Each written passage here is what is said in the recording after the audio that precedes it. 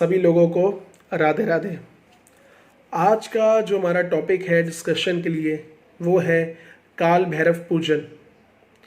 किस तरीके से हमें काल भैरव पूजन करना चाहिए, किस टाइम में करना चाहिए, क्या मंत्र होना चाहिए, तो आज मैं विस्तार रूप से बताऊंगा। सबसे पहले मैं बताना चाहता हूं कि काल भैरव की उत्पत्ति कैसे हुई थी, तो इसको थोड़ा सा जान लें। क्योंकि किसी भी पूजन करने से पहले किसी देवी देवता को अगर आप मानते हैं तो बहुत इम्पोर्टेंट है उनका अवतरण कैसे हुआ था, किस कार्य के लिए अवतरण हुआ था, हमको ये सब चीज़ें पता होनी चाहिए। तो जो सबसे पहली चीज़ कहाँ से अवतरण हुआ, जब भोलेनाथ ने इस सृष्टि का निर्माण कर रहे थे तो उसमें ब्रह्मा जी और विष्णु जी को एक दूसरे के बीच थोड़ा सा बैर आ गया था।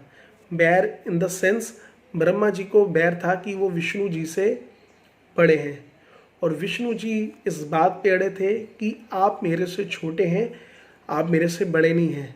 तो वहीं पे उनके कह सकते हैं आर्ग्यूमेंट के दौरान ज्योति स्तंभ प्रकट हो गया था जो कि शिवलिंग था, और उसमें से आकाशवाणी हुई कि ब्रह्मा जी आप आदि ढूंढें और विष्णु जी आप अंत ढूंढें। जो अपने कार्य में सफल हो गया वह बड़ा घोषित हो जाएगा। मगर ना तो ब्रह्मा जी उसका आदि ढूंढ पाए, ना तो विष्णु जी उसका अंत। मगर विष्णु जी एग्री हो गए इस पॉइंट्स को लेके कि शिव जी एक डिवाइन सुप्रीम पावर है, और वो जाके अपना दोबारा ध्यान में मग्न हो गए। मगर ब्रह्मा जी जो कि हट में थे, वह नहीं चाहते थे विष्णु जी से हार मंजूर करना, तो उन्होंने झूठ बोला और झूठ में केतकी फूल की सहायता ले ली। ज़्यादा एक्सपेंड नहीं करूँगा। केतकी फूल की सहायता ले ली और झूठ कह दिया। अब विष्णु जी को इस बात से आया गुस्सा, और गुस्सा आने पे जो शिव जी की भौहें हैं उससे प्रकट हुए काल भैरव। काल भैरव का जो रूप था बहुत ही विकराल था, एकदम प्रचंड स्वरूप। बड़ी भुजाएं, बड़ी लातें, लाल आँखें, सब कुछ विकराल, बड़े बड़ी जटाएं, हाथ में तलवार, दूसरे हाथ में मुंडन, खूब विशाल स्वरूप था काल भैरव का। शिव जी ने आदेश दिया और काल भैरव ने मात्र अपनी जो ये फोर्थ फिंगर होती है, हम पंजाबी में इसको चीची उंगली कहते हैं, इसके नाखून से उन्होंने ब्रह्मा जी का पांचवा मुख का खंडन कर दिया। पांचवें मुख का ही खंडन क्यों किया? क्योंकि वह जो भी हट स्वभाव था, आर्गुमेंटिव स्वभाव था, वो सिर्फ पंचमुख का था। ब्रह्मा जी के 5 मुख थे, 4 डायरेक्शंस में अलग अलग, और फिफ्थ जो था वो आकाश की ओर था, और वही गलत प्रकार की बातें, अनुचित बातें किया करता था जो सम्माननीय बातें नहीं थी, और उस मुख का हो गया खंडन। खंडन करने के बाद अब काल भैरव ने ब्रह्म हत्या का लग गया दोष, तो शिव जी ने उन्हें कह दिया कि आप भ्रमण में जाएं, और भ्रमण के दौरान जहाँ जिस स्थान में ये जो मुख है ब्रह्मा जी का, जहाँ आपके हाथ से छूट जाएगा, क्योंकि वो मुंड जो था वो चिपक गया था काल भैरव के हाथ में, तो जहाँ ये उतर जाएगा उस स्थान में आप वास करिएगा और वहाँ पे मेरा पूजन पाठ करिए, तपस्या करिए, शक्तियाँ प्राप्त करें असीमित, क्योंकि आपने बहुत कल्याण करना है आने वाले वक्त में लोगों का। तो काल भैरव ने बात मानी, सेम प्रोसेस हुआ।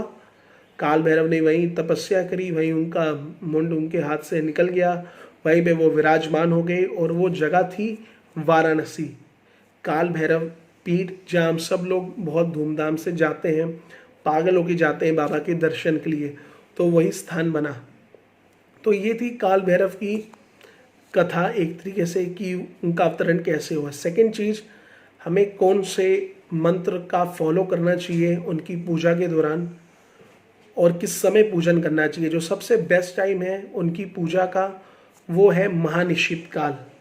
महानिशीत काल होता है रात्रि के 12 से लेके 3 बजे तक का, ये समय माना गया है महानिशीत काल। महानिशीत काल को दूसरी जबान में हम लोग कह सकते हैं, किस शब्द मुझे ध्यान नहीं आ रहा, वो चलिए उसको रहने देते। एक और शब्द है जो कि महानिश्चित काल के लिए, हाँ, योगी पहर। तो उस समय को योगी पहर भी कहा जाता है। जो भी हमें पूजा करनी चाहिए काल भैरव के रिगार्डिंग वो इसी टाइम में करनी चाहिए। और इसके साथ मैं आपको बता देता हूँ मंत्र कौन सा करना चाहिए। 2 मंत्र मैं आप सबको बताने जा रहा हूँ जो हम कर सकते हैं। जो सबसे पहला मंत्र है वो है ओम काल भैरवाय नमः। ओम काल भैरवाय नमः। ये बहुत ही आसान सरल मंत्र है जो कि आप आराम से परफॉर्म कर सकते हैं। जो सेकंड मंत्र है इसे तांत्रिक मंत्र बताया गया है, क्योंकि जिन मंत्रों के पीछे भैरव के फट लग जाता है वह तांत्रिक मंत्र हो जाता है। ओम क्रीम क्रीम काल भैरवाय फट। ओम क्रीम क्रीम काल भैरवाय फट। तो ये तांत्रिक मंत्र है। जो बीज मंत्र है वह है भ्रीम। तो ये इनका बीज मंत्र है। तो मेरे अनुसार जो सबसे बेटर माना गया वो पहले 2 मंत्र हैं। भ्रीम का थोड़ा सा भी कन्फ्यूजन है कि ये भैरव बीज है या फिर किसी अन्य महाशक्ति का बीज है, तो इसमें कन्फ्यूजन है। इस वजह से आप अगर पाठ करना चाहें तो पहले 2 मंत्रों का पूजन कर सकते हैं काल भैरव का। उसके द्वारा जो मंत्र की माला करनी है 1 माला, 3 माला, 5 माला, 7 माला, 9 माला, 11 माला, इस श्रेणी में आप परफॉर्म कर सकते हैं काल भैरव का पूजन 12 से 3 रात को, जो कि योगी पहर या फिर महानिश्चित काल कहा जाता है। माला इस श्रेणी में कर सकते हैं। अगर इससे ज़्यादा करना चाहते हैं वो भी कर सकते हैं। मगर एक बात का और ध्यान रखें कि जब भी आप पूजन करने बैठें काल भैरव का तो उससे पहले गणेश जी का ध्यान करें एवं बटुक भैरव का ध्यान करें। उसके पश्चात ही आप अपना पूजन प्रारंभ करें, क्योंकि गणेश जी का पूजन बहुत इसमें इम्पॉर्टेंट है एवं बटुक भैरव का भी। और मेरा सजेशन होगा जो लोग भी नॉनवेज लेते हैं या ड्रिंक करते हैं वे प्लीज़ इस पूजन को उस समय ना करें जिस समय आप ये चीज़ें रेगुलर बेस ले रहे हैं। अगर आप परफॉर्म करना चाहते हैं भैरव पूजन, खासकर काल भैरव पूजन, तो उस समय के लिए मांस मदिरा बिल्कुल ना लें। और अगर आपके मन में आपने सुना होगा कि काल भैरव को यही सब चीज़ें पसंद हैं, तो वो काल भैरव हैं और हम लोग साधारण मनुष्य। और कोई भी साधना हो तो उस बीच मांस मदिरा का भोग नहीं लिया जाता। खुद भी जब दिया जाता है वो एकदम एंड में दिया जाता है भैरव को, जब हमें कोई अपना इम्पोर्टेंट कार्य साधना हो। ये बिल्कुल मैंने जो आपको साधना दी है एक सात्विक साधना दी है। और अपना भ्रम ये भी दिमाग से निकाल दें कि काल भैरव तामसिक देवता हैं, ब्लैक एनर्जी हैं, वो नेगेटिव एनर्जीज को ख़त्म करते हैं। ऐसा कुछ नहीं है। काल भैरव शिव जी का रूप है और शिव जी प्योर सात्विक है और उनके जितने भी रूप हैं वो सात्विक हैं। बस काल भैरव का कार्य इतना है कि वह दुष्टों का नाश करते हैं। तो इस कारणवश हम इन्हें तामसिक नहीं कह सकते। जो उनकी पूजा का काल है वो थोड़ा भिन्न है अन्य देवताओं से, क्योंकि सारे देवी देवताओं को सुबेर का मुहूर्त, ब्रह्म मुहूर्त, सारे मुहूर्त मिल गए थे। ये रात्रि का मुहूर्त जो था वो काल भैरव को शेष मिला, इस वजह से उन्होंने इस मुहूर्त को ग्रहण किया। तो दैट्स ऑल। ये मेरे हिसाब से सफिशिएंट नॉलेज थी रिगार्डिंग काल भैरव। आप 12 से 3 पूजा करें। मंत्र मैंने आपको बता दिए हैं, आपको बेहतर रिजल्ट रहेंगे।